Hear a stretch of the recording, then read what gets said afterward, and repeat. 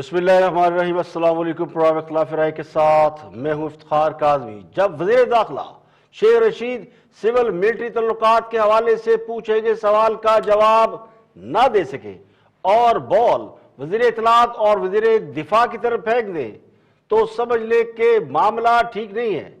जब वज़ीर आज़म इमरान खान खुद हजरत उमर रज़ी अल्लाह ताला अन्हु और खालिद बिन वलीद की मिसालें देने लगे और ये फरमाने लगे कि जर्नैल जंग जीता भी हो तो उसे तब्दील करना सरबराह का हक है, तो समझ ले कि एक पेज को दीमक लग चुकी है या इस्लामाबाद की सर्द हवाओं में अदम एतमाद की फजा बढ़ रही है। जब खान साहब के करीबी लोग इस बात का तज़किरा करने लगे कि खान झुकेगा नहीं, तो समझ ले कि झुकने की बातें क्यों की जा रही है और किसके सामने झुकने की बातें की जा रही हैं। तो कोई इस बात से इनकार नहीं कर सकता कि एक बड़े अहम मामले पर इख्तलाफात मौजूद हैं और शायद दोनों तरफ से पोजीशन भी ली जा चुकी है। तो कहने वाले ये कहते हैं कि बड़ी तकरीर पर इख्तलाफात, उसके अलावा सीएम बलूचिस्तान के खिलाफ तहरीक अदम एतमाद, बढ़ती हुई महंगाई और ऊपर से अपोजिशन की जानिब से तहरीक चलाने की तैयारियां, ये सब बड़े बड़े चैलेंजेस हैं। लेकिन सबसे बड़ा चैलेंज खुद खान साहब है। अब तो खान साहब के करीबी साथी भी घबराए घबराए लोगों से पूछ रहे हैं कि क्या वजीर आजम को घबराना नहीं चाहिए, क्योंकि वजीर आजम के करीबी लोग घबराए घबराए लग रहे हैं और ये तासुर दिया जा रहा है कि जैसे डॉक्टर कदीर की तदफीन के लिए वजीर आजम की बात नहीं मानी गई, जो डॉक्टर कदीर को शाह फैसल मस्जिद में दफन करवाना चाहते थे, जो उनकी तदफीन करवाना चाहते थे, तो कल तक जो हुकूमत एक पेज पर होने का तासुर देते नहीं थकते थी, आज वो एक पेज पर ना होने का तासुर क्यों दे रही है। तो यही सवाल सबको परेशान कर रहा है कि एक बड़ी तकर्री पर तकर्रर से कबल ही उसे मुतनाज़ा कर देना उस ओहदे के साथ भी ज्यादती है और उस ओहदे पर आने वाले के साथ भी ज्यादती है। तो यही मामला अब ज़ेरे बहस है कि नए DGISI का ऐलान के बावजूद तकर्री का नोटिफिकेशन जारी ना होना इस मामले को या मामलात को और ज्यादा हवा दे रहा है। बाज़ राय तो ये दावा करते हैं कि नोटिफिकेशन जारी हो या ना हो, मामला संभालने वाले ऑलरेडी मामलात को संभाल चुके हैं। अब वज़ीर दाखिला शेख रशीद ने अगले 3-4 माह को बहुत सेंसिटिव यानी हसास करार दिया है, जिस पर कहने वाले कहते हैं कि अगले 3-4 माह में बड़ी बड़ी तब्दीलियां हो सकती हैं। तो खान साहब ने कल अपनी तकरीर में दुनिया को अजीम लीडर बनने का तरीका बताया या फिर किसी को कोई पैगाम दिया। ये सोच लें कि दुनिया की तारीख का खालिद बिन वलीद शायद ही दुनिया की तारीख में इतना बड़ा कोई जनरल आया हो। वो कभी जंग ही नहीं हारे थे। हजरत उमर उनको कहते थे कि नहीं तुम छोड़ो, किसी और को मैं कमांड देने लगा। तो ये इतने ज्यादा अजीम लोग कैसे बन गए, इसके ऊपर तो रिसर्च करें, बताएं तो सही कि वो क्या सिफ्तें थी, हमारे नबी की क्या सिफ्तें थी कि उन्होंने सारों को लीडर बना दिया। तो हमें तो सबसे बड़ा मसला पाकिस्तान की लीडरशिप क्राइसिस है, हमें तो लीडर ही नहीं यहाँ मिलते। तो खान साहब ने जो कुछ कहा उसको बहुत से लोग बिटवीन द लाइन बहुत बड़ा मैसेज तस्वर कर रहे हैं। इसी पर आज वज़ीर आज़म इमरान खान ने एक इंटरव्यू दिया है गैर मुल्की मीडिया को और उसमें भी उन्होंने बहुत सी बातें की।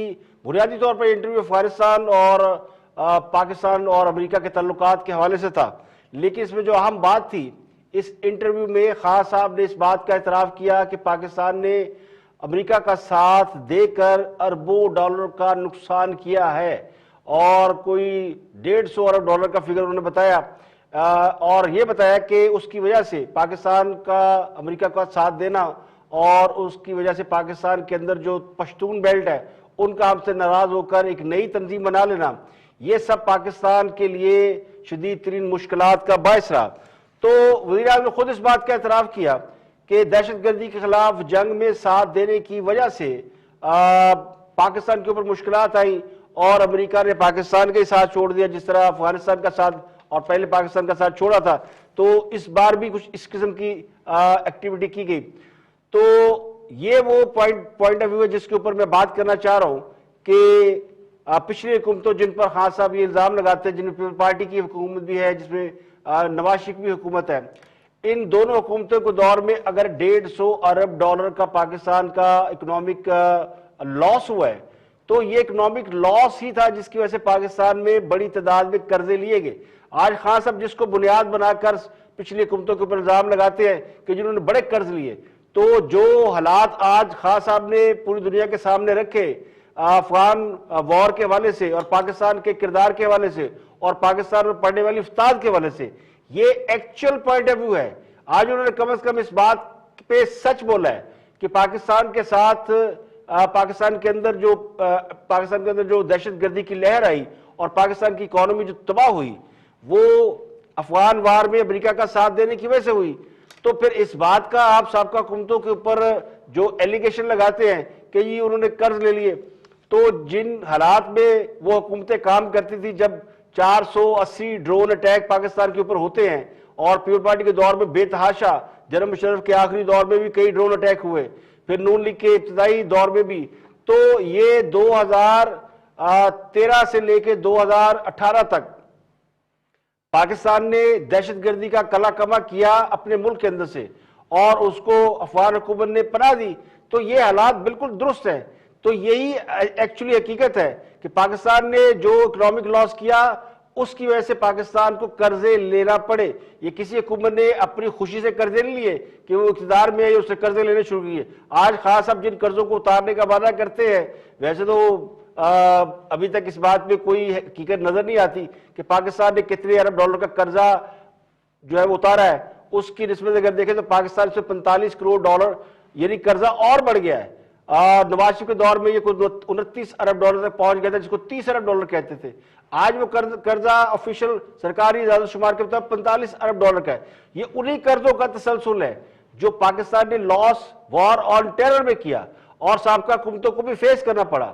پیپل پارٹی کو بھی حکومت چلانے کے لیے قرض لینا پڑا اور نواز شریف کو بھی حکومت چلانے کے لیے قرض لینا پڑا. اب نواز شریف حکومت میں قرض لینے کا فرق یہ پڑا کہ نواز شریف اپنے دور میں کچھ ڈیولپمنٹ کے کام کیے، لوڈ شیڈنگ ختم کر دی اور ڈیولپمنٹ کے کام کر دیے، تو بہت سے کام نواز شریف کے دور میں ہوتے ہوئے نظر آئے. موجودہ حکومت میں تو قرض لینے کے باوجود وہ کام نظر نہیں آتے. تو یہی وہ بنیادی نقطہ ہے جس کے اوپر بار بار بات ہو رہی ہے. تو آج شیخ رشید سے بھی یہ سوال پوچھا گیا سول ملٹری تعلقات کے حوالے سے، تو انہوں نے کیا کہا؟ انشاءاللہ عمران خان تن کے 5 سال پورے کرے گا انشاءاللہ. دیکھیں سول ملٹری ریلیشن پہ یا ان کے ہمارے سپوکس پرسن ہے فواد چودھری صاحب یا پرویز خٹک جواب دے سکتے ہیں. باقی سب ٹھیک ہے انشاءاللہ تعالی. جو ٹرانسفرز ہوتی ہیں وہ معمول کے مطابق ہوتی ہیں. باقی جب بھی ٹرانسفر ہوتی ہیں ایسی باتیں نکلتی ہیں، لیکن انشاءاللہ تعالی آفیشیل سٹیٹمنٹ میں دینے کی پوزیشن میں نہیں ہوں. میں یہ کہہ سکتا ہوں سب معاملات ٹھیک ہیں اور پی ڈی ایم سیاسی طور پر جو بھی فیصلہ کرنے جا رہی ہے وہ اس خطے کے حالات کو سامنے رکھے. الیکشن میں 20-22 مہینے رہ گئے ہیں اور آخری 6 مہینے ویسے نکال دیں، اور اب وہ جو کچھ کرنے جا رہے ہیں یہ نہ ہو کہ ان کے گلے پڑ جائے. میں اتنا ہی کہہ سکتا ہوں کہ پی ڈی ایم نے پہلے بھی یہ سب کچھ کیا تھا. جب کیا تھا اس وقت حالات اور تھے. اب حالات پاکستان کے اندر انٹرنیشنلی جو معاملات چل رہے ہیں، افغانستان کے حالات کو مد نظر رکھ کر فیصلہ کریں.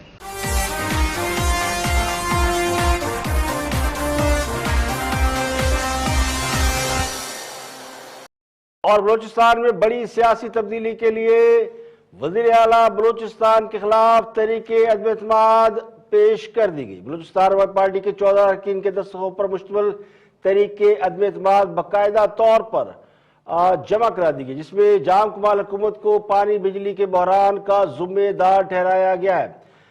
بلوچستان عوامی پارٹی کے ناراض اراکین اسمبلی کا کہنا ہے کہ اگلے 8 سے 10 روز میں نیا وزیر اعلیٰ بلوچستان آ جائے گا، جبکہ اپوزیشن بھی یہ دعویٰ کر رہی ہے کہ جام کمال اسمبلی میں اکثریت سے محروم ہو چکے ہیں. انہیں محض 26 ارکان کی حمایت حاصل ہے. آئین کے آرٹیکل 130/7 کے تحت آئین اس بات کا تقاضا کرتا ہے کہ گورنر بلوچستان اب وزیر اعلیٰ بلوچستان کو اعتماد کا ووٹ لینے کے لیے پابند کر سکتے ہیں. تو ذرائع یہ بھی کہتے ہیں کہ اپوزیشن کے 23 ارکان تحریک عدم اعتماد میں فیصلہ کن کردار ادا کر سکتے ہیں. بلوچستان میں عوامی پارٹی کے बलूचिस्तान अवामी पार्टी के 40 अरकान में से 26 अरकान की हमायत वज़ीर आला बलूचिस्तान को हासिल है। यानी जाम कमाल को तकरीबन 26 लोगों की 26 अरकान असम्बली की हमायत हासिल है। उनके अपनी जमात के 14 अरकान ने उनके खिलाफ तहरीके अदमे इत्माद जमा कराई है। उस पर 3 साबिक वज़रा समेत बहुत से लोगों के दस्तखत है। इनमें असदुल्लाह बलोच, पीर नसीबुल्लाह, हाजी लहरी, हाजी अकबर आसकानी, बुशरा रिंद, मैजबी, सरदार अब्दुर्रहमान खेतरा, लैला तरीम, सिकंदर अली, उसके अलावा जहूर बलेदी और फरज शामिल है। जबकि अपोजिशन के लीडरान में मलक सिकंदर एडवोकेट, बीएनपी के पार्लियामेंट लीडर मलक रसीदुल्लाह शाहवानी और सना बलोच, इन्होंने भी मुश्तरका इजलास किया है और मौजूदा सूरत हाल के हवाले से लाहे अमल तैयार किया है। अब जरा ये दावा कर रहे हैं कि वज़ीर आला बलूचिस्तान जाम कमाल का जाना ठहर गया है। वज़ीर आला बलूचिस्तान के खिलाफ जो तहरीकी एतमाद जमा कराई गई है उसमें उन्हें चार्ज शीट किया गया है, जिसमें खुद उनकी अपनी जमात के लोग ये कहते हैं कि वज़ीर आला जाम कमाल सिंध के बलूचिस्तान के मामलात को संभालने में गैर संजीदा है और मुशावरती अमल में किसी को शामिल नहीं करते। यानी वो अकेले ही सूबे को चलाने की कोशिश कर रहे हैं और उनकी वजह से सूबे में माशी बहरान पैदा हुआ, इसलिए उन्हें वज़ारत आला के ओहदे से हटाया जाए तो और ईवान की अक्सरियत के हामिल रुकने असम्बली को वज़ीर आला बनाया जाए। इसके अलावा ये भी कहा गया कि तहरीक अदम इत्माद के लिए स्पीकर बलूचिस्तान असम्बली जल्द इजलास बुलाए ताकि वो वज़ीर आला के खिलाफ असम्बली के फोरम पर तहरीक अदम इत्माद जो बाकायदा तौर पर पेश की जा सके। ज़राए के मुताबिक वज़ीर आला बलूचिस्तान से ये मुतालबा किया जा रहा है कि वो खुद मुस्तफ़ी हो जाए, यानी इज़्ज़त के साथ चले जाए। और ये भी ज़राए कहते हैं कि वज़ीर आला बलूचिस्तान को बचाने की तमाम कोशिशें नाकाम हो गई हैं। जाम कमाल ने कुछ रोज़ पहले अपोजिशन के रहनुमाओं से मुलाकात की थी, JUIFA के जनरल सेक्रेटरी से भी उनकी मुलाकात हुई और भी लोगों से मुलाकातें कर रहे हैं और बहुत से लोग दरमियान में पढ़ के इस मामले को संभालने की कोशिश कर रहे हैं। लेकिन इस मामले का जो दिलचस्प पहलू और अहम पहलू ये है कि बाप यानी बलूचिस्तान अवामी पार्टी ये वो जमात है जो 2017 में बनाई गई थी, जिसमें 2016 में जब बलूचिस्तान में तब्दीली का अमल रूनमा हुआ था और मुस्लिम लीग नून की जो मुंतखब हुकूमत है और इत्तेहादी हुकूमत है उसको टॉपल करने के लिए BNP बलूचिस्तान अवामी पार्टी बाप के नाम से बनाई गई थी, जिसमें कुदूस बजंजो को वज़ीर आला बलूचिस्तान बनाया गया था। अब वही लोग जो उस वक़्त बाप की तरफ से सूबे को संभाल रहे थे, उनकी अगली हुकूमत आई और PTI उसकी अलाई बनी। लेकिन अब वो मामला जो है वो कहते ना टूट गई तड़क करके। अब वो जो जिस जमात को एस्टेब्लिशमेंट के ऊपर इल्ज़ाम है कि उन्होंने बनाई थी, बल्कि बहुत से लोगों को तो शायद पूरा यकीन है कि बलूचिस्तान में तब्दीली के पीछे एस्टेब्लिशमेंट का बहुत बड़ा रोल है। तो एस्टेब्लिशमेंट की ही तैयार करदा एक जमात उसके अंदर ही फूट पड़ गई है। तो इसी से अंदाजा लगाया जा सकता है कि आजकल एस्टेब्लिशमेंट का मूड और मिजाज क्या है। एस्टेब्लिशमेंट सियासी मामला से खुद को किस कदर डिस्टेंस करने की कोशिश कर रही है। तो बलूचिस्तान में तब्दीली के अमल का आगाज हुआ चाहता है। PTI ने भी इस बात की हिमायत कर दी कि वज़ीर आला बलूचिस्तान जो है वो इस्तीफा दे दे तो ज़्यादा बेहतर है ताकि सूबा क्राइसिस से बच जाए। लेकिन ज़रा ये कहते हैं कि जी का जाना ठहर गया है, सुबह गया कि शाम गया। ये जो बलूचिस्तान में तब्दीली का अमल शुरू हो रहा है ये इम्पैक्ट करता है और ये रिफ्लेक्ट करता है उन कुव्वतों के मिजाज के बारे में, उन कुव्वतों के बारे में जिन कुव्वतों के बारे में 2018 में ये तसव्वुर किया गया था, बल्कि ये जाहिर हुआ था कि वो किस तरह उनका मूड और मिजाज क्या है और वो किन लोगों को इक़्तिदार में लाना चाहते हैं। आज इस पर मौलाना फजलुर रहमान ने भी चंद दिलचस्प बातें की बलूचिस्तान के हवाले से भी, और उन्होंने फिर ये भी बताया कि ये सारा खेल खेला गया ये नवाज शरीफ को दीवार से लगाने के लिए खेला गया था। मौलाना फजलुर रहमान आप इसकी तस्दीक फरमाएंगे कि कोर्ट खुद जो है इस हवाले से शायद रिमार्क्स या फैसला दे चुकी है कि कानून कभी एक फर्द के लिए नहीं बना और न ही एक फर्द के लिए कानून कबूल किए जाते हैं, जबकि ये सब कुछ मियां नवाज शरीफ के हवाले से किया गया। तो अब भी वही है कि कुछ अफराद को नवाजने के लिए बाकायदा कानून साजियाँ की जा रही हैं। मेरे ख्याल में कभी भी ये जो अच्छी मिसाल आइंदा के लिए नहीं रहेगी। फिर एक तो नाजायज, फिर एक नाअहल, वो पब्लिक को कुछ दे नहीं सकी, मुल्क को कुछ नहीं दे सकी, تو اس اعتبار سے یہ دونوں چیزیں جو ہے پاکستان کی تاریخ کا حصہ بن چکی ہیں، اور اگر سیاستدان میدان میں نہ ہوتے اور یہ باتیں ہم روڈوں پہ آ کر ریکارڈ پہ نہ لاتے تو شاید تحریر بن جاتی۔ دیکھیے، جو حکومت خود گاندھی کے نتیجے میں آئی اور ہم 3 سال سے اس کو گاندھی کے ذریعے آئی ہوئی حکومت سمجھتے ہیں، اگر وہ ہمیں انتخابی اصلاحات دے تو یہ قیامت کی علامات ہو سکتی ہیں۔ اس پر تو سمجھ میں نہیں آتا کیسے لوگ سوچ رہے ہیں اور کس طرح ان کو جرت ہو رہی ہے کہ وہ پاکستانی قوم کو ایک شفاف انتخاب کا قانون دیں۔ کئی اکتوبریں ہمارے اوپر گزری ہیں۔ پاکستان کی قوم نے جب سے بنی ہے تو سن 58 میں، سن 77 میں، 99 میں، ابھی اس وقت کتنے اکتوبر اور کتنے جولائیاں اور کتنے ہم بھگت چکے ہیں اس حوالے سے۔ یہ بڑی سخت جان قوم ہے۔ یہاں پہ لیں گے ایک بریک، اور بریک کے بعد واپس آئیں گے اور بھی ہم موضوعات آپ کے ساتھ شیئر کریں گے۔ ہمارے ساتھ رہیے گا، بریک کے بعد حاضر ہوتے ہیں۔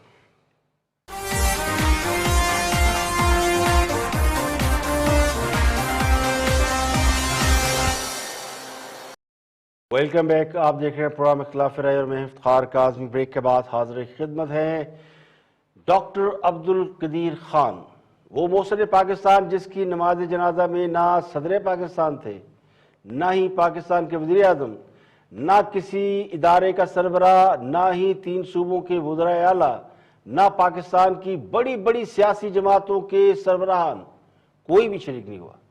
پاکستان کو ایٹمی طاقت سے سرفراز کرنے والا اتنا بڑا ہیرو، اس کی بے قدری پر آج پورا پاکستان خون کے آنسو رو رہا ہے۔ کیا ڈاکٹر قدیر کا جرم ان کے اس کارنامے سے بڑا ہے جس کارنامے پر ہمارے سینے خوشی سے پھول جاتے ہیں، جس کو مشرف نے امریکہ کے الزام پر نظر بند کر دیا اور ساری زندگی ان کی بندوقوں کے سائے میں گزر گئی، آزادی کی چند سانسیں بھی انہیں نصیب نہ ہو سکی؟ یہ یعنی ہم سب مل کر ڈاکٹر قدیر کی موت کا انتظار کرتے رہے اور پھر اللہ تعالیٰ نے ان کو اس سے رہائی دے دی، تو انہیں نشان عبرت بنانے والے آج بھی ایڑیاں رگڑ رہے ہیں، لیکن موت ان کے مقدر میں نہیں ہے۔ تو اس سے بڑا المیہ اور کیا ہو سکتا ہے کہ ایٹمی قوت بننے کا خواب دیکھنے والے ذوالفقار علی بھٹو، اسے شرمندہ تعبیر کرنے والا کسی حد تک ضیاء الحق، اور اسے دنیا کے سامنے آشکار کرنے والا نواز شریف، اور اس سب کو بنانے والا، اس کا خالق ڈاکٹر قدیر، یہ سب ناقدری کا شکار ہو گئے۔ تو کسی کو کیا قصوروار ٹھہرائیں؟ اپنے گریبان میں جھانکے یا اپنی چارپائی کے نیچے، پنجابی میں کہتے ہیں ڈانگ پھیریں، تو سب کچھ اپنے گھر سے نکلے گا۔ ڈاکٹر قدیر صاحب دنیا سے پردہ فرما گئے اور جاتے ہوئے بھی مسکرا رہے تھے کہ یہ کیسی قوم ہے جو اپنے محسنوں کے گریبان چاک کرنے چل پڑتی ہے اور حقائق سے زیادہ پروپیگنڈے پر یقین کر لیتی ہے۔ کبھی تو اس کی آنکھیں کھلے گی اور کبھی تو اسے عقل آئے گی۔ تو ڈاکٹر صاحب کی موت پر ہمیں افسوس ہے، اور ظاہر ہے یہ افسوس جب تک ہم زندہ ہیں یہ رہے گا۔ ان کی قبر پر ساغر صدیقی کا یہ مصرع لکھا جانا چاہیے، جانے کس جرم کی پائی ہے سزا یاد نہیں۔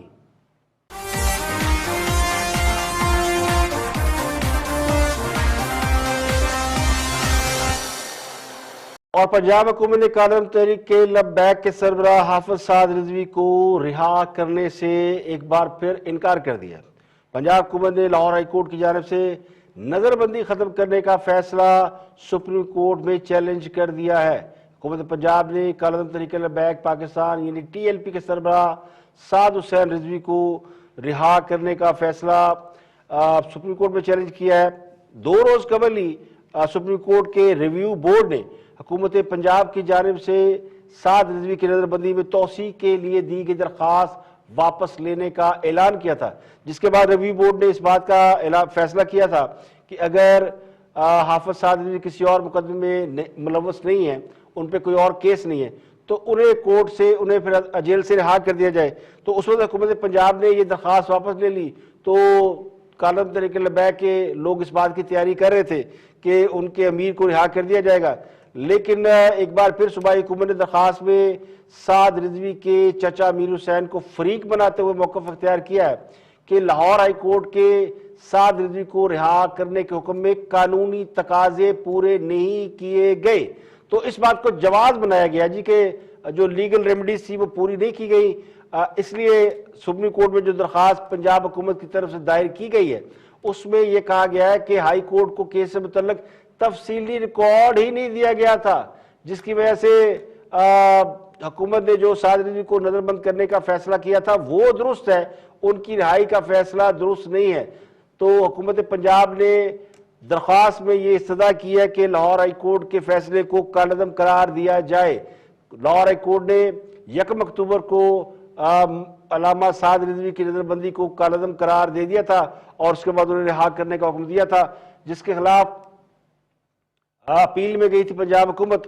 اور بعد میں جب ریویو بورڈ کے سامنے یہ معاملہ گیا جسٹس باقر رضوی کے سامنے، جسٹس مقبول باقر کے سامنے، تو انہوں نے اس کو ریویو کے حوالے سے جب سماعت شروع کی تھی تو اس وقت پنجاب حکومت بیک آؤٹ کر گئی تھی، کیونکہ انہوں نے اس حوالے سے پنجاب حکومت سے دریافت کیا تھا کہ ان کے پاس کون سی ایسی گراؤنڈ ہے جس کی بنیاد پر وہ حافظ سعد رضوی کی نظر بندی میں توسیع چاہتے ہیں. تو پنجاب حکومت وہ گراؤنڈ پرووائڈ نہیں کر سکی تھی. اس کے برعکس پنجاب حکومت نے وہ اپیل واپس لے لی نظر بندی میں جو توسیع کے لیے کی تھی. تو اس کے بعد ریویو بورڈ نے کہا تھا کہ ان کو رہا کر دیا جائے، لیکن ایک بار پھر پنجاب حکومت کی جانب سے اس فیصلے کو اب سپریم کورٹ میں چیلنج کر دیا گیا ہے اور ان کو رہا کرنے سے رہا کرنے سے تو انکار کر دیا ہے. اب یہ معاملہ سپریم کورٹ کے سامنے ہے کہ وہ اس پر کیا فیصلہ دیتی ہے.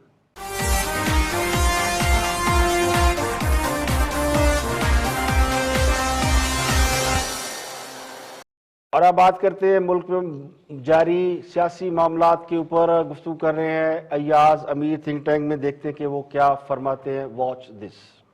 اس کے برعکس اگر آپ موازنہ کرنا چاہیں تو 2014 میں جب عمران خان وغیرہ نے نواز شریف کے خلاف تحریک چلانے کی وہ صحیح کی تھی اور ارادہ کیا تھا، تو اس میں طاہر القادری صاحب بھی تھے، کچھ ہمارے مہربان جو ہیں گجرات کے ان کا بھی حصہ تھا، تیاری تھی اور پتہ نہیں کہاں سے کوئی آشیرواد ملی نہیں ملی. لیکن اس تحریک نے وہ اپنے اہداف میں کامیاب نہیں ہوئی ہوگی، لیکن نواز شریف کی حکومت کو انہوں نے ہلا کے رکھ دیا تھا. اور پھر وہ جو ہے ایک جو کانفیڈنس اور اعتماد ہوتا ہے وہ اس میں واپس نہیں آ سکا. یہ اور بات ہے کہ خود ہی بحران پیدا کرنے کی صلاحیت بھی نون لیگ میں بہت تھی. ڈان لیگز والا جو مسئلہ ہے وہ اداروں کے ساتھ جو انہوں نے کیا وہ بالکل غیر ضروری تھا، اس کی اس وقت قطعاً کوئی ضرورت نہیں تھی. لیکن مجھے بیمار یا کوئی تیر چل رہا ہے تو آپ نے چھلانگ لگا کے تیر کو ضرور پکڑنا ہے، جو میاں صاحب کا ایک خاص ایک صلاحیت اور ایک خاص ان کی وہ کاوش ہمیشہ رہی تھی. تو ایسے یہاں پہ کوئی چیز ہے نہیں. جتنے بحران موجودہ حکومت پیدا کر چکی ہے اس کی نظیر ملنا مشکل ہے. ایک بہت بڑی تقرری کے مسئلے پر پیدا ہونے والے بحران اس کی واضح مثال ہے، جسے بہت سے لوگ خود ساختہ بحران بھی قرار دیتے ہیں. یعنی بیل مجھے مار. ہاں صاحب نے اسٹیبلشمنٹ کے ساتھ کسی مسئلے پر کبھی بڑا سٹینڈ نہیں لیا. بہت سے معاملات ایسے ہیں جس میں انہوں نے جو کہا گیا انہوں نے کر دیا. اب اس حکومت کی ساری خامیاں جو ہے وہ ان کے کھاتے میں ڈالی جاتی ہیں جو تبدیلی کے سب سے بڑے حامی تھے. یعنی حکومت کو لانے والے اس سے زیادہ مورد الزام ٹھہرائے جاتے ہیں جتنا حکومت کے اپنے کام ہیں. تو خان صاحب کی تحریک کا جو ریفرنس دیا جا رہا ہے وہ اس لیے کامیاب ہوئی یا انہوں نے حکومت کو اس لیے ٹف ٹائم دیا کہ اس کے پیچھے بہت سے پردہ نشینوں کے نام آتے ہیں. اب پردہ نشین تو میں راہ احتیاط کہہ رہا ہوں، ورنہ لوگوں کو معلوم ہے کہ کیا تھا. اس وقت بھی بہت سے تجزیہ نگاروں کی رائے یہ تھی کہ مقصد حکومت کو گرانا نہیں بلکہ کٹ ٹو سائز کرنا ہے، انہیں اپنے دائرہ کار میں لانا ہے. اس لیے اپوزیشن کی بہت سی تحریکوں کو حکومت پر دباؤ کی کوشش قرار دیا جاتا ہے. اگر ایسا نہ ہو تو پھر حکومتیں دباؤ کا شکار نہیں ہوتی. یعنی حکومتوں کو اگر حکومتیں اوقات سے باہر ہو جائے، بات نہ مانے یا منہ زور ہو جائے، گردن میں سریا آ جائے، 36 مثالیں دی جا سکتی ہیں، تو پھر انہیں قابو میں لانے کے لیے بہت سی ایکٹیویٹی کی جاتی ہے. تو موجودہ اپوزیشن نے چونکہ بہت سے سٹیک ہولڈرز کی اپوزیشن کو حمایت حاصل نہیں ہے تو انہیں کامیابی نہیں ملی. یعنی جن فیکٹر کی وجہ سے اپوزیشن کامیاب ہوتی رہی ہے اس بار وہ فیکٹر نہیں ہے. اب پہلی بار پرائم منسٹر بظاہر کسی ایشو پر سٹینڈ لیتے نظر آ رہے ہیں. اگر وہ اسی طرح کھڑے رہے تو یہ توقع کی جا سکتی ہے کہ انہیں بھی اسی قسم کی صورتحال کا سامنا کرنا پڑ سکتا ہے جو ان سے پہلے آنے والوں کو کرنا پڑا. آج کے لیے اتنا ہی. کل پھر حاضر ہوں گے مزید خبروں تبصروں کے ساتھ. پروگرام اختلاف رائے سے افتخار کاظمی کو اجازت دیں. اپنا بہت بہت خیال رکھیے.